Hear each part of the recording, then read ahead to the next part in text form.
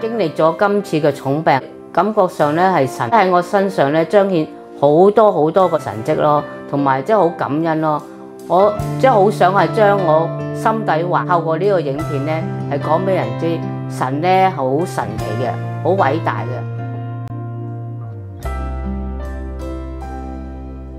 一粒麥子，它若不落在地裡死了，不論過了多少時候，它仍舊是它自己。它若願意讓自己被掩埋、被用盡，就必結出許多子粒，經歷生命的奇蹟。咁我希望咧係多啲人認識咧我哋嘅神，咁咧就係希望佢哋咧認識咗之後，信咗耶穌咧，就將呢個福音咧係廣傳開去咯。我係2018年咧係做過通波仔嘅，因為咧你有呢個心臟病，同埋去照到我個即係有少少咧叫做咧心臟衰竭啊。如果我夾硬做呢個手術咧，嗰個即係成功嘅機會率咧，基本上係冇1%，因為我係驚個心臟咧係頂唔順啦。咁啊，但係個骨科醫生話，而家目前佢最危險咧，唔做啊即刻癱嘅喎，分分鐘骨折會癱嘅喎。咁我話兩樣，問我搏邊樣？咁我梗係唔想連累人啦，即係話就算死都死得好似係舒服啲啊。但係如果我唔做咧，癱咗咧，即係要話傳去成世照顧我咧，我係唔忍心咯。咁初頭咧我都唔知咁危險噶嘛，我就係禱告啦。咁我個內心好平安。後尾到個骨科醫生又再見我哋兩公婆，佢話未知啊，因為咧嗰個 ICU 病房咧 book 唔到位啊。咁後尾咧神咧真係施展奇蹟咯。啱啱咧最後嗰一刻9點鐘啊，佢話先搶到最後嗰個位，即刻咧嗱聲咧就係推我去手術室度做咯。咁我去初話預5個鐘頭啦咁樣講，但係到正式做嗰陣時咧用咗2個鐘。咁啊最神奇有一樣嘢咧係10號嗰晚咧我瞓覺，我隱約聽到神話佢親自操刀，佢會係做呢個手術，佢話保證我一定安全咁樣講。嗰晚瞓得好冧嘅喎，冇話因為擔心手術成唔成功而扎醒啊嘛。咁後尾咧瞓到第二朝，我先生7點幾咧已經喺骨科病房喺度等咯喎。咁啊等到咧啱啱個骨科醫生，你好彩啊，最後嗰張床你終於搶到啦咁樣，跟住即刻推我去咯，8點幾推我去，9點鐘啊開始麻醉咯。咁跟住咧我就瞓到蒙查查，跟住一扎醒嗰陣時咧已經係晏晝咯喎，去到唔知7點鐘到啦，我仲未見我先生，淨係見到我二家姐咧嚟探我。阿全去咗邊啊？點解唔係第一時間嚟探我喎咁啊？原來咧佢咧就係好認真喎，佢由嗰晚咧擔心到第二朝啊。咁由嗰晚開始咧，佢就禁食到人哋第二朝咧日落啦。咁嗰陣時咧，佢先開始食嘢，佢要食埋嘢先嚟探我，搞到差唔多成7點鐘咯。咁我係咁催佢啦，我又唔知噶嘛，後期佢講翻我先知咯。我心諗原來佢真係咁擔心我喎咁樣。咁到我清醒嗰陣時咧，喺食止痛藥喎。咁咧就係咧係講唔到嘢啫喎，但係咧就係個人好精神，食嘢食到喎。個骨科醫生咧，主診醫生咧，同阿全講，佢話你太太起碼要留2晚 ICU 嘅。但係好神奇咧，我居然咧第二朝咯喎，咁我嗰個骨科主診醫生嚟巡房咧，咁佢咧發現咧，咦，我指數好靚喎，好精神喎個人，佢話唔使留喺度啦，咁啊即日咧推返去普通病房啦。哇！嗰陣時我覺得我仲未知道咧，原來即係神喺我身上咧咁大個作為喎。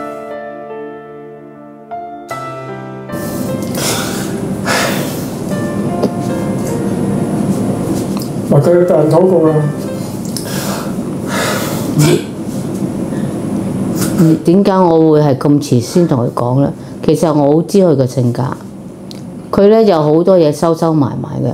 如果我咁早同佢講呢，可能佢會頂唔順嘅，因為因為佢個工作壓力好大，咁所以我就係即係諗下雖然係自私啲，但係其實我都係為佢好咯到我有一日即係頂唔順嘅時候啦，咪好似人哋嗰啲醫院嗰啲即係舒緩治療咯，即係好似打嗎啡針嗰啲，慢慢咁樣走咗，又唔使拖累人，又唔使俾人咁擔心咁樣，所以我先拖咗咁多年咯。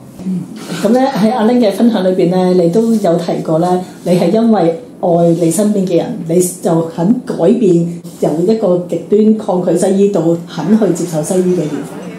我就覺得如果我唔醫咧，即係話可能咧連1% 個機會都冇。咁如果為咗屋企人嘅，我就算係賺得一日得一日，咁所以我話我寧願忍受呢啲痛楚，我都要去醫咯。咁我就即係有時咧，我係表達唔到嗰啲，我透過文章一路寫文章一路分享咧，我發覺原來咧佢哋好接納嘅喎。嗰陣時阿蕭姑娘探我咧，喺醫院嗰陣時，佢同我講話阿 Ling 啊，你啲文章咧分享得好好啊，鼓勵咗好多人。我話可唔可以咧借助你呢啲文章咧，咁去分享啊？我冇所謂，我其實個用意都係想激勵啲人啫嘛，即係鼓勵翻同我即係有呢個處境嗰啲人咧，俾佢哋知道，就算你係話末期嘅，都唔係咁可怕。神幾時收翻你，咪照收翻咯。總之唔好俾我太痛苦就得㗎啦。痛苦到我咧係埋怨咗神咧，我唔想。我話最好咧，俾我可以咧痛得嚟，可以承受到咧，咁我就 OK 嘅。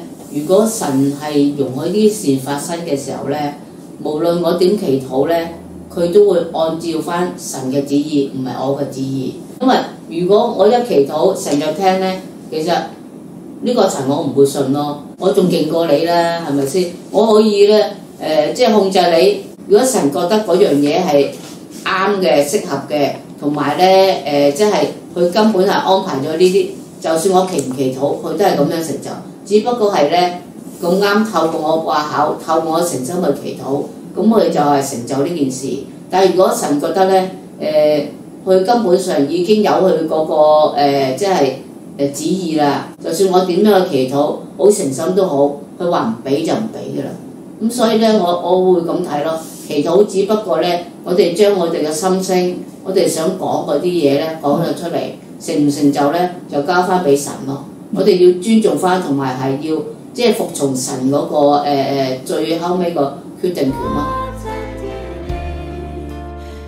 我唔知邊個講俾你聽啦咁樣，即係其實安誠堂都好唔錯，尤其啲人情味啊！即係走咗咁多年咧，我哋私底下都經常聯絡噶啦。又唔知點算好喎，有啲人會喊啦，又擔心啦，問我喎。咁我啊聽你又唔問嘛，我都好明，即係為佢祈禱啦。耐唔中佢有消息嚟，又俾個公仔佢啦，咁樣呢一句兩句佢就明㗎啦。對啦，咁所以後來知道佢入醫院啦，到第二日去探佢話：哇，點解咁㗎？啱啱做完手術咁樣，講咗成半個鐘頭都唔停喎，都覺得阿神都係好有保守啊！我都即係成日去醫院探人啦，做完大手術 ICU 出嚟，咁個樣真係好少有，即係不停咁講嘢，又趌起身，話真係我仲驚過你咁樣，得我睇到神即係嗰種嘅保守啦，咁樣有時真係要神同你傾偈啊！咁既然你喺每一次寫嘅過程裏邊講到你點樣去經歷神啊，神喺生命裏邊點樣叫你謙卑落嚟，聽佢講啊，放低自己啊，你又行一步做一步做步咁樣去做嘅時候咧，我都好睇到神佢自己會帶住你咯。我哋覺得好唔容易嘅，有時姊妹們都談論緊唔知你點啊，有時你靜咗輪啦，又唔知你點啊，又唔夠膽問啊咁樣。咁我都覺得神喺你生命嘅裏邊咧，真係俾你自己去經歷佢咯。我心目中有3首咯。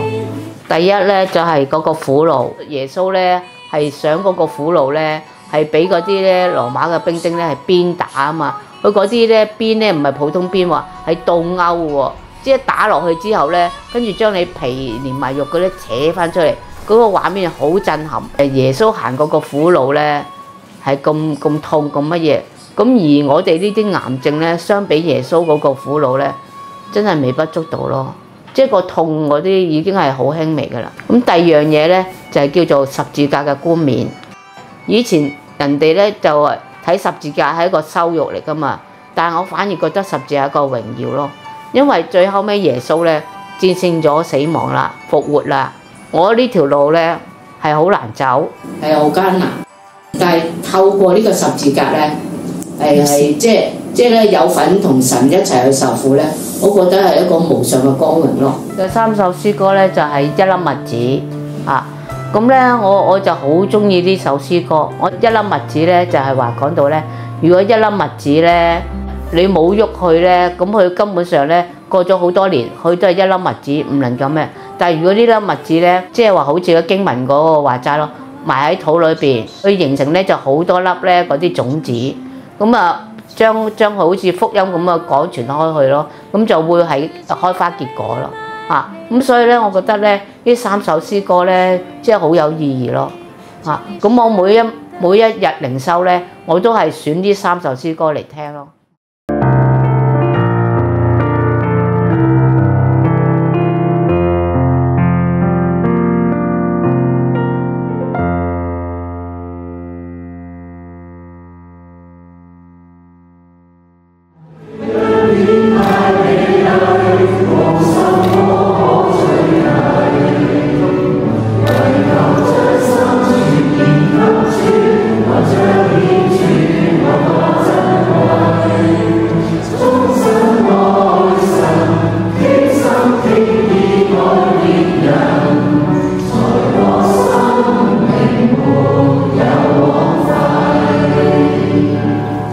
我會覺得自己咧係堅強咗好多咯，因為有好多時咧，我哋靠住自己咧係冇辦法衝過，尤其嘅咧，我唔係即係可能咧，我忍痛嘅程度比人高啲，但係咧，如果背後冇神嘅幫助咧，我根本係頂唔順。佢對神嗰個敬畏順服，全然交託，最緊要我都覺得佢冇埋怨喎。因為一自己有痛就會埋怨，嗰啲埋怨真係完全係我感受唔到。佢仍然都係對神充滿信心同埋盼望。好，所以阿玲好多謝你，你係我個天使，亦都係我最軟弱嗰陣時幫助到我。好，多謝你。就覺得貴全都有啲唔同咗喎。嗱，呢啲純粹我觀察你嚇。咁咧佢係投入咗好多，又開始講多少少嘢啦。但係我覺得咧，即係你係一個好好嘅學生嚟嘅，或者一個好好嘅基督徒。咁因為咧，你同我第一次分享就係話咧，你點解揀呢間教會嚟聚會咧？就係因為呢間教會有咩啊？有主日學。咁特別當我知道佢原來佢身體有困難嘅時候咧，就佢竟然都仍然會即係撐住嚟返主日學㗎喎。你哋嘅祝福，你哋嘅鼓勵、支持，都係可以咧成為阿玲同貴全咧繼續面對嘅力量嘅。其實阿細姨同姨丈咧，起碼我跟咗佢哋30年啦，咁就一路以嚟都係好恩愛嘅一對夫妻啦。好為對方啦，雖然都唔少牢騷，亦都有好多嘅叫做即係趣事啦嚇。但係我會覺得你哋一路都作為咗我同埋阿 Natalie 兩個人一個好大嘅榜樣去學習咯。我希望我所有嘅細佬妹都為佢祈禱，都為佢祈禱，而我所有嘅細佬妹咧都應承，我哋會一齊為佢祈禱。到佢做手術嘅日，其實我知道咧，我冇用嘅，我喺門口嘅啫。但係我想去支持阿樹。除咗上帝咧最與真係阿玲同行嘅，除咗家人咧，就係貴全弟兄喎。咁我知道你有啲表示喎，係嘛？係啊。咁我哋睇下有咩表示先。係啦啊！哇！哇！呢度咧有幾多支啊？咁咧呢度有36支。點解36支嘅？因為我結婚36年。哇！結婚36年啊！咁呢張心意卡咧就係我寫俾阿玲嘅。我哋鼓勵阿全啊，我知佢好緊張。咁我讀俾你聽啊。俾我嘅太太阿玲嘅，咁啊多謝佢喺屋企嘅付出啦。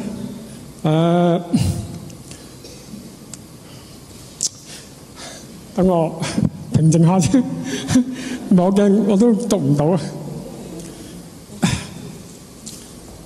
多謝你嘅包容啦。多謝你走進我生命嘅每一天。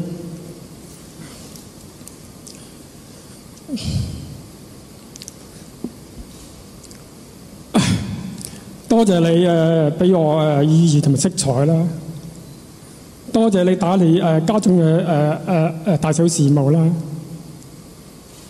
生活嘅變得好安穩同美好嘅，係咧。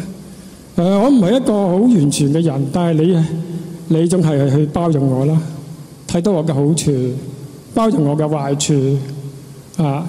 多謝你願意拖住我手走落去咯，多謝，俾你啊！其實咧，由我結婚到而家咧，我可以數得出咧，佢送過幾多次花俾我。5隻手指都冇，所以今次佢咁樣送花俾我咧，我真係好感動，因為佢終於開竅啦。包咗300份呢啲禮物哦，都有意思喎。你可唔可以講下？即係大家入嚟咧都會攞咗一份阿玲嘅心意嘅，即係表面上咧，呢啲禮物咧好似係好普通嘅、好平凡嘅，但係咧，你有冇數過啊？點解我要揀5樣嘢咧？就係話，第一入邊有紙巾啦，有書籤啦，有糖啦，有筆啦，有埋呢個袋。紙巾咧就係話，只因有你伴隨。係，只因有你。跟住書籤咧就話咧，書籤抒發寂寞心靈，係咪好有意思啊？跟住咯到糖咯。糖嚟做咩啫？唔係，係糖於清水溪旁啊！跟住咧就到筆咯，不再煩惱悲傷。咁啊，跟住袋咯，袋啊，我都諗所有信徒都最中意嘅，叫做待進永恆國度。求你教我哋，唔係淨係好舒服安舒喺我哋嘅群體裏邊。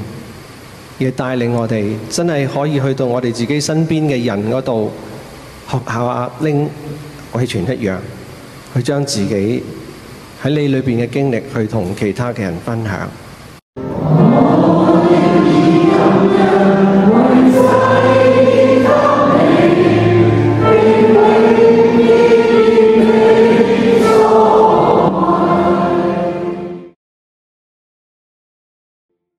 即係如果冇一個宗教信仰咧，真係一個完結㗎啦。